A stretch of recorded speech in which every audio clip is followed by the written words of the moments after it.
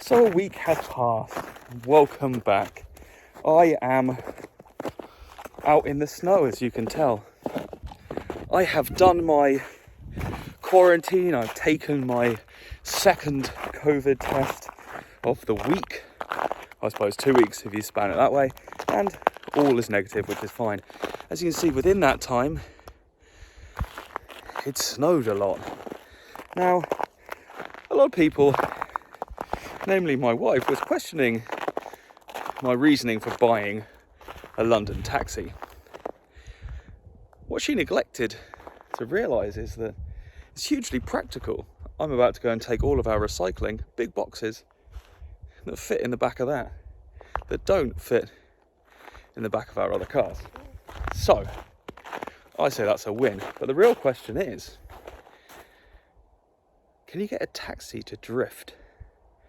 Now, I'm also going to give you a bit of a run through of all of the things that I like, dislike, and a bit of a walk around of the taxi. I realised in the last episodes it was centred around my journey and getting this thing back to where I live, which was my biggest challenge, I'm not going to lie. But now it's time to focus on the actual car itself. So first of all, I'm going to go and drop off this recycling, so I've got a clear car, and then I'll give you a bit of information around it. The biggest question I seem to have every time I get into this is, will it start?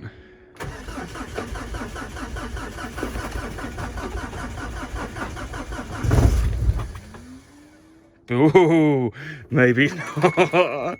Let's try again. I think it's super cold out here, so you've got to realise that those glow plugs probably not liking this.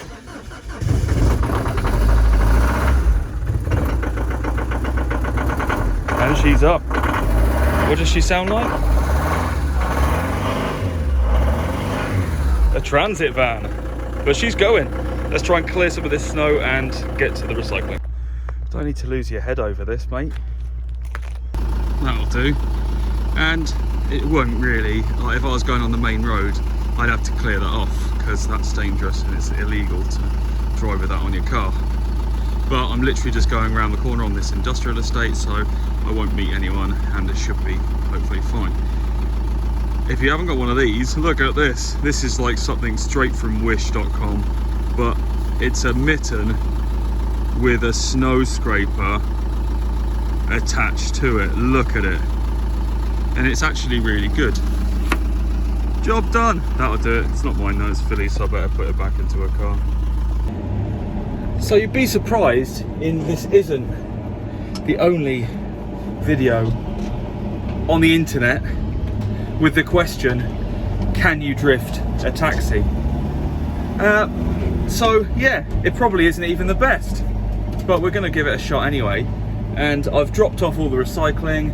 They've cleared the roads really quite nicely here, which is a bit of a pain in the arse, but as soon as you get around the corner to our side of things, where there's nothing else there, you get a bit more snowy on the roads. Now, it's not exactly easy to see. Wheel spin. Snow burnout. Whoa, whoa. I'm not sure, this is in a tripod. My phone camera is in a tripod in the passenger footwell where there isn't a seat. So I'm not sure how this will exactly come out or whether it'll fall over. Shut up.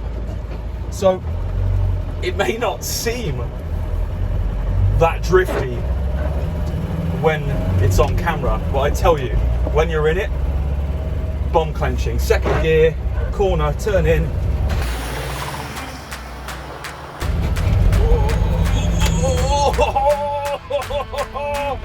Yes. This is fun. The high centre of gravity on this car makes it awful. It's wallowy, it just wants to just topple over, but at the same time, it's just immense fun. If you can try and, because you've, whoa, there goes the camera, whoa, and a bit of a drift. It's just, yeah, it's good old fashioned taxi fun. I don't think anyone's ever said that before, because no one drifts taxis. Whoa. Like I said, this is just the industrial area around by my house, so it's a nice, very quiet place, and the only thing that's open is the in fact I don't even think the garage is open today, so but this is dead fun. I could literally do this all day, but at the same time I'm going to have to drift back round that corner.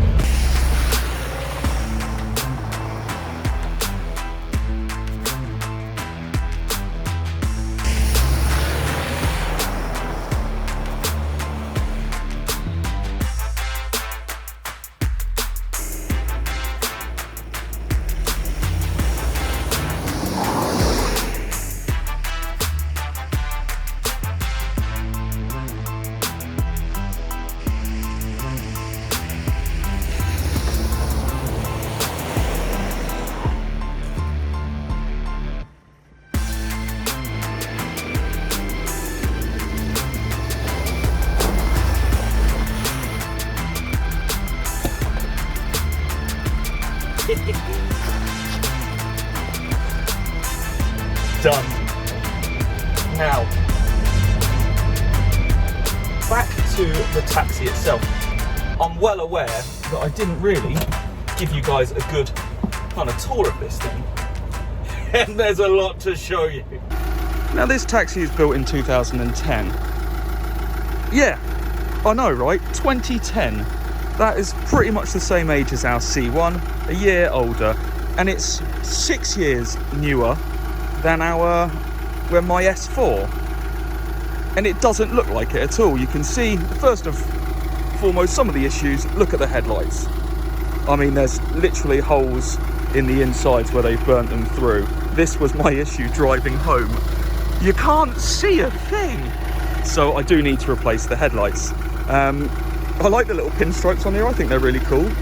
Obviously the taxi sign has to stay.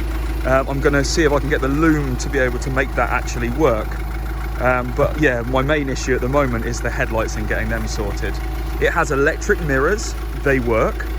Now the window's working-ish. It's a bit sticky on the driver's side, but electric windows front and rear. And if you take a look round, it's actually not in too bad a condition. Let's see if I can zoom out here. So it's not in too bad a nick.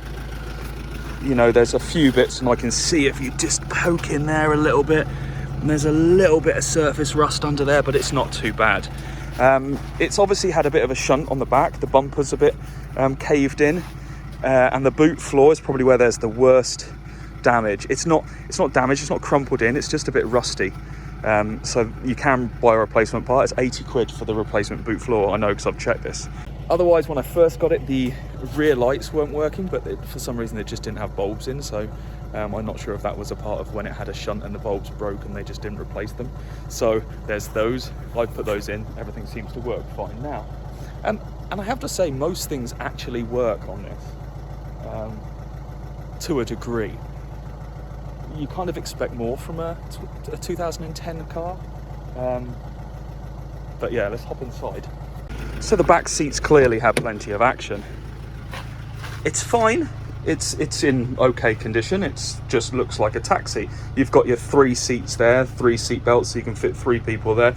Your 2 fold down seats here, so you can actually fit 5 people in the back. And it's a huge space.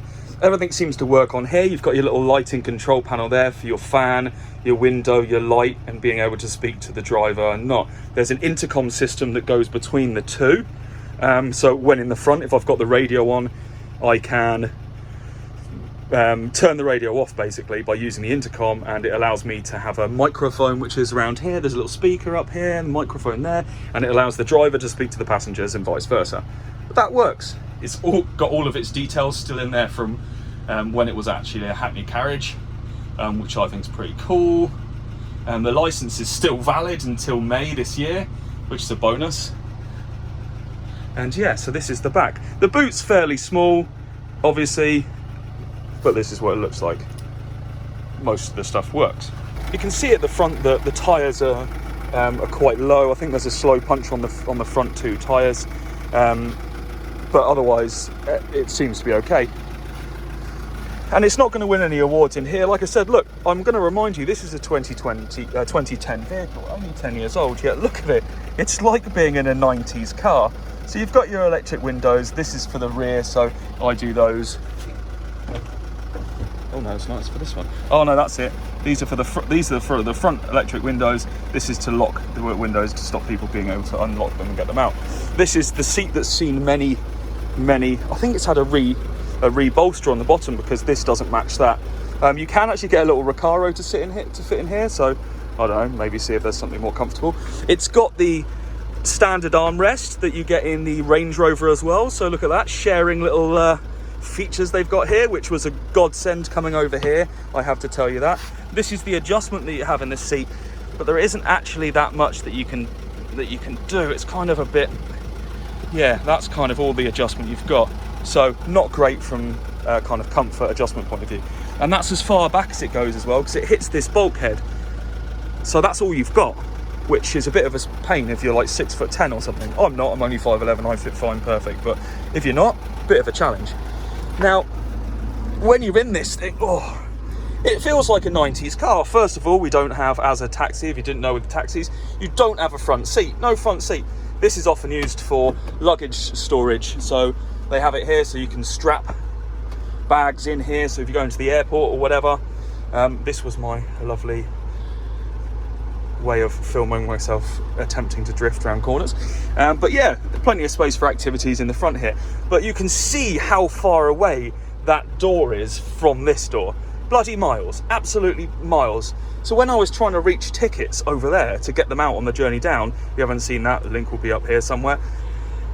A mission, it's such a mission that they actually come equipped with, not tripods, this, and I can't even reach that. This is to pull the door shut when they've had a passenger take out their luggage and they can pull it shut, because there's no bloody way you're going to reach that. Fuse boxes behind there, nothing fancy, but they've removed all the dashboard here, so you've got, again, plenty of space to store luggage. In here you've got your nice little cubby hole, seat holder. This is to operate the stuff in the back, so to lock the windows and to do up and downy windows. That's for, I believe, the fan in the back. Nice and dirty down here, obviously hasn't been cleaned in some time. Now this is where we do the, hello, they can hear me in the back. That's the volume for this intercom system. That's just your recirculating air, that's your heated rear window. This is all your stuff. But up here we've got front lights, as in front interior lights, they come up here. That's obviously where your metery thingy was, but I think that's where we can put a lume for the lights. I'm going to have to start taking that apart to understand what's under here and how this works. And there's something just quite a little bit iconic about this for me. Although, like I've mentioned many times, for a 2010 car, it is very antiquated. It feels very much like a 90s car, both inside and out.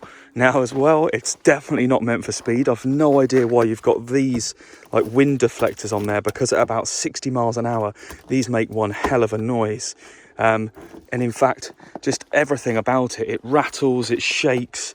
Yeah, I need to get back in it, because I need to move it, because I'm taking my car, funnily enough, to the shops and not this one. Not that I've got anything against taking this to the shops. It would be a perfect, in fact, shall I take? No, I'm going to take mine. I haven't driven that for a while, and the tyres are a bit flat on this, so I do need to pump those up. The things that are mainly wrong with it, as I've mentioned, are fairly small. You know, they aren't huge things that I need to change or fix. But then that begs the... I'm literally stuck. I'm wheel spinning in the snow. Let's go forward and try. Jesus!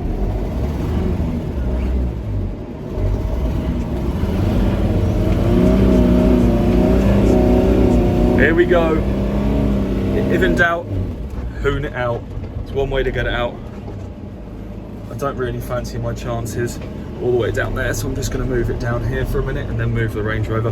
But yeah, like I said, there aren't huge amounts of things that need fixing on this. It is just the way it is. And I've grown to quite love that. So as I mentioned in the last video, my plans, I'm not really sure I genuinely just love driving it around. I don't know why. Why would you? But I really enjoy it. And everything there is about it, really, you know, it is just that iconic design. And look at that. You can see there that bumper, that's where it's been knocked at the bottom a bit. It's slightly out of alignment there, needs a bit of fixing, but that's a cheap fix too. But look at that. What a peach. It is not a Range Rover though. And this is way more comfort. I might have to scrape that off. I'm not sure that these windscreen wipers will be able to do that. No, it's far too frozen. But in answer to that age-old question that everyone has got on their lips, can you drift a London taxi? Well, technically, yes, you can. It's rear-wheel drive. It may have the centre of gravity of something ridiculous. It's very high up. But yeah, given some practice, I reckon that'll be a bit of a machine. In fact, drop it a bit, stiffen up the suspension, a bit more power. That would be a weapon. Now, a lot of people on Reddit were like, oh, I've got a great idea. LS swap, K swap. That would be a plan. But it also comes with a price. So we will see. Let us know what you think in the comments, and I'll see you on the next episode of What the Fuck Am I Doing with a London Taxi. See you next time.